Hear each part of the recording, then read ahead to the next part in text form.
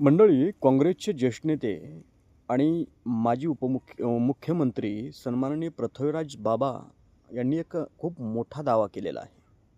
आपण जर पाहिलं तर त्यांनी असं म्हटलेलं आहे की अमेरिकेच्या संसदेमध्ये असणारा एप्स्टीन फाईल प्रकाशित होणार आहे आणि त्यामधून बऱ्याच लोकांचं राजकीय भविष्य उद्ध्वस्त होणार आहे. ते पदावरून निघून जातील आणि इतकंच नव्हे तर देशाचा पंतप्रधानसुद्धा मराठी होईल असं त्यांनी त्या ठिकाणी दावा केलेला आहे.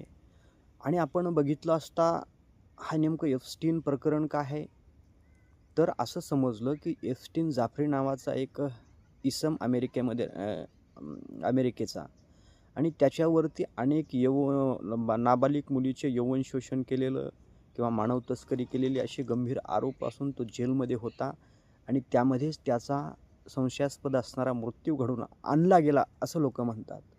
कारण त्याच्याकडे बऱ्याच लोकांची काही गुप्त गोष्टी होत्या, ज्या की प्रकाशित केल्याच्यानंतर ते लोक अडचणीत येऊ शकतात आणि तीच फाईल आता अमेरिकेच्या संसदेमध्ये उघड होणार आहे असं म्हणतात आणि तसं बिलही पास झालेलं आहे.